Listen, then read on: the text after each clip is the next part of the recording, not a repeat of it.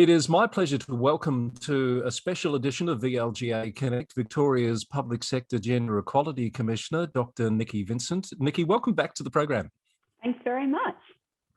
Great to see you again. Now, I saw you in person a few weeks ago. You were embarking on about 50 speeches all over Victoria as the new Act was coming into effect. Where are you at on that list of 50 now? Oh, I think it's 50 plus, and this is the last speech of the month. So it is, we're taking it right to the wire, given that it's the 31st of March, but it's over 50 and it's been quite extraordinary. It's been a busy time for you, no doubt. And we are really pleased to have you on the program. We're recording on the 31st of March, which is the day that the new Gender Equality Act comes into force in Victoria. What will change as of today, Niki, do you think? Well, a lot, hopefully. So as of today, the Gender Equality Act applies to 300 plus Victorian public sector organisations, including all of local government, all universities, water corporations, courts, etc., etc. It requires organisations to take positive action to progress gender equality in their organisations. But there are four sort of main obligations. So the first is that organisations must undertake a comprehensive audit to assess the state and nature of gender inequality in their organisations. They must use that data and consult with their workforce, their governing bodies and their employee representatives about what strategies and actions they're going to take to address any gender inequality in the organisation. And those strategies need to be put into a gender equality action plan. And that must be submitted to me by the 31st of October this year, along with the audit data. And then they must report on their progress 2 years later, on the 31st of October 2023. So a progress report is required. And in that progress report, they need to demonstrate that they have made reasonable and material progress on each action in their gender equality action plan. And if not, why not? They also, from the 31st, so from today, need to undertake gender equality audits, gender impact assessments on every one of their new policies or programs or services, or any that come up for review. So they need to take a look at how the policy, program or service might impact different genders differently. So it's quite a lot of work and quite a lot of change, I think, for many organisations. So you mentioned that there are different organisations covered by this legislation. If we can just zone in on councils in particular, do you see the implementation having any different sort of course for councils than it does for others? Are you watching for anything in particular in relation to local government? Well, I think most of what local government does in terms of its programs, policies and service will have an impact on the public. So gender impact assessments are going to be a big deal for local government, I think.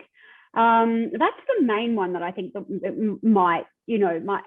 there might be more of more demand for gender impact assessments in local government. And because councils are largely driven in a political sense as opposed to some other public agencies, are you expecting anything to play out there in the way that elected representatives buy into the aims of this legislation? Well, I think it's a requirement. It's the law. So I don't think it should be challenging for local government elected representatives to understand the law, which they're operating under. So I would expect them to get their heads around this and make sure that it happens in their councils.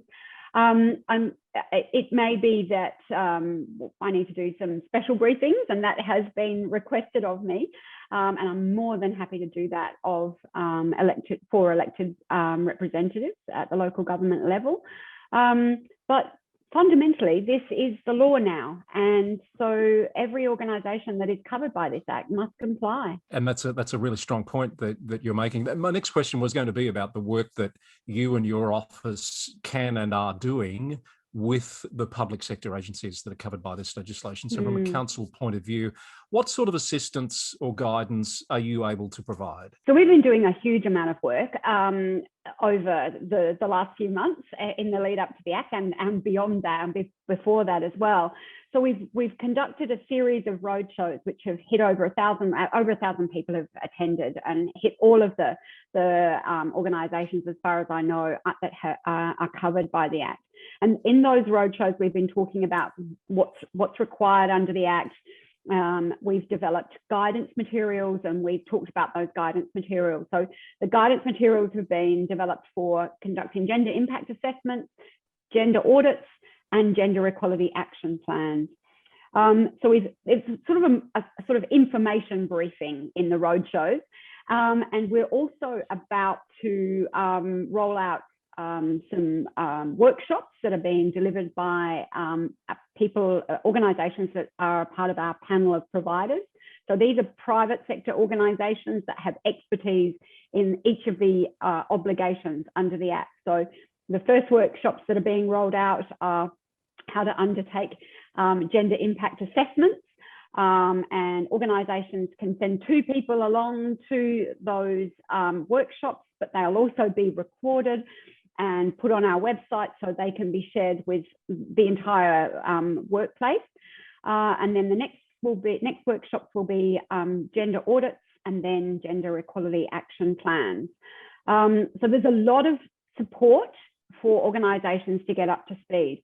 In addition, organisations can come to members of our panel of providers and pay them to assist their organisation in meeting its obligations as well. So these are organisations on the panel that have been selected because of their expertise, and they're available freely for the workshops. But if organisations want more than that, then they need to contact the panel of providers to get them to come and do that work within their organisation. I'm sure you're probably aware also that Local Government Victoria has extended to councils access to the People Matters survey to be able to gather the data to develop the indicators, the measures that they need to be doing under this legislation, as well as the workforce planning legislation that comes from the Local Government Act. That's a positive step. It is a very positive step, actually. So, and I think a lot of councils have signed up for that.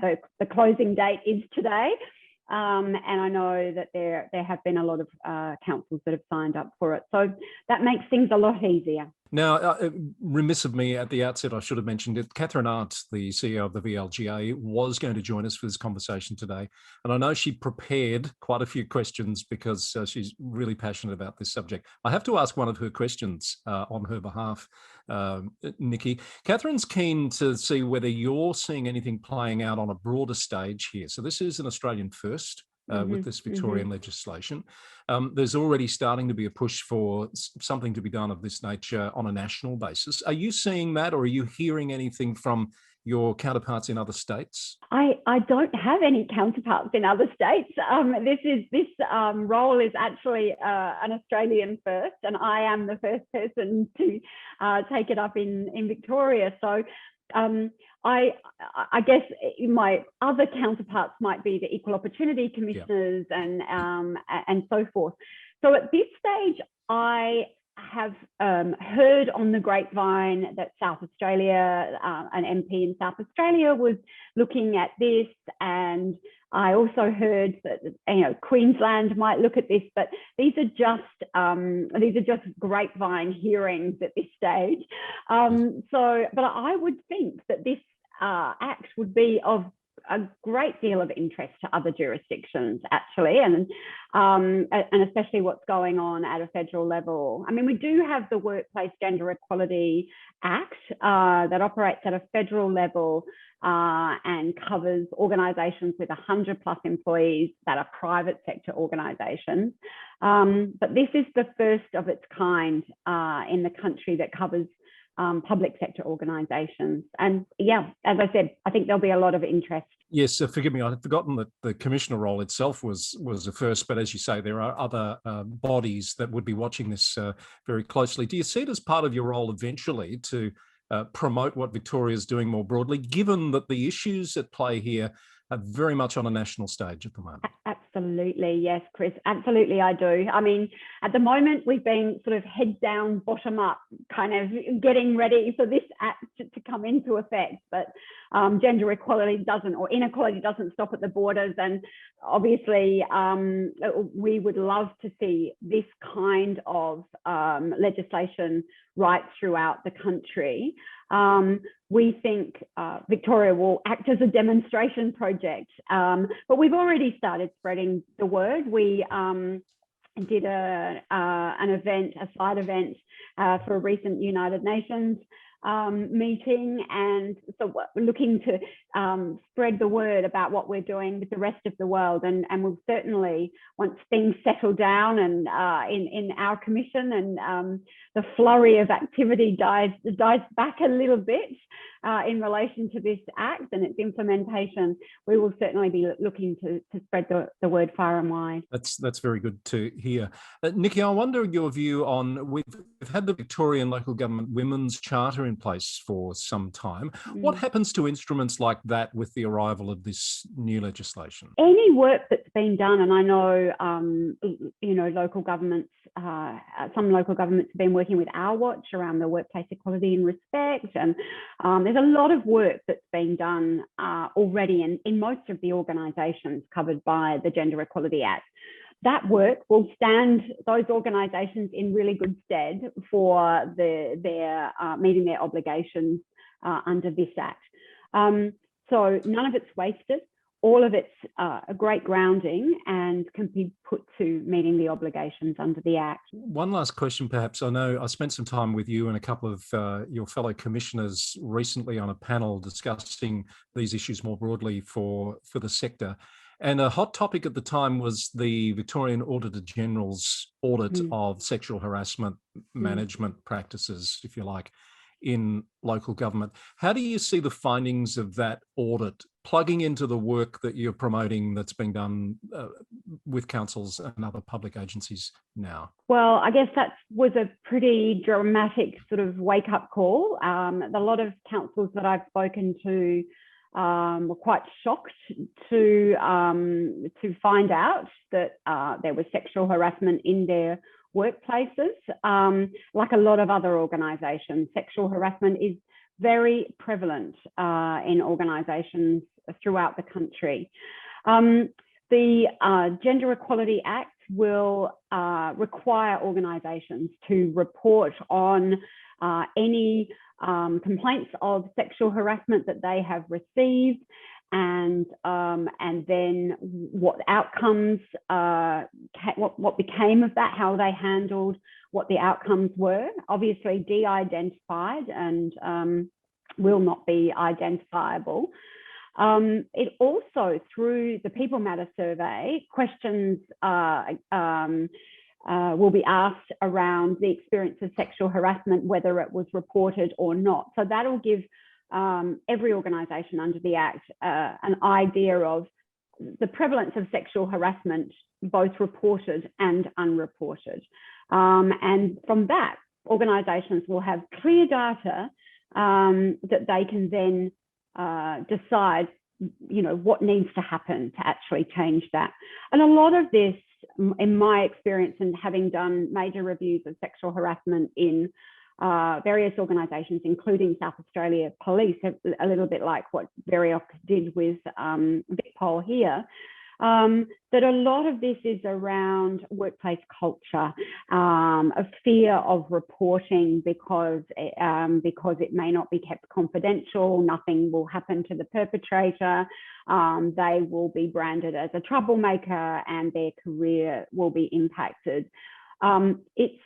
Those things are difficult things to change, but that does not mean we shouldn't get to changing them really fast.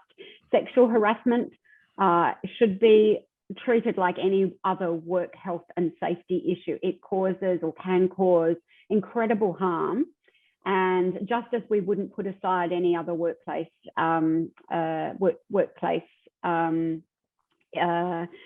health and safety issue, we should not turn our backs on sexual harassment for too long. This has happened, and women's lives have been, and their careers have been, dramatically impacted in some cases because of that. Yes, well said. We'll need to leave it there. So, and now that you've reached the 31st of March, the Act comes into effect, are you going to be able to take a deep breath and at least pause before you get into the next phase of implementation? Some of my team are taking a little break next week. Thankfully, Easter timed beautifully this year. And so some team members are, but mostly we will be continuing on with the hard work. We have a lot of work to do, and we're getting a lot of data come 31st of October. We're building a data platform at the moment. There's still a lot of guidance that we're developing for organisations. We also have to set up our dispute resolution functions. That is happening as we speak.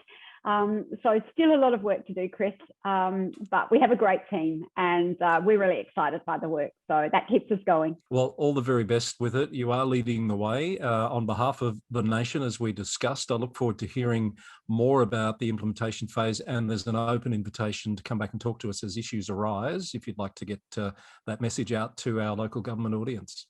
Thanks very much, Chris. Dr. Niki Vincent is the Public Sector Gender Equality Commissioner in Victoria, celebrating with us today the coming into effect of the new Gender Equality Act. And that's been a very special edition of VLGA Connect. Thank you for joining us.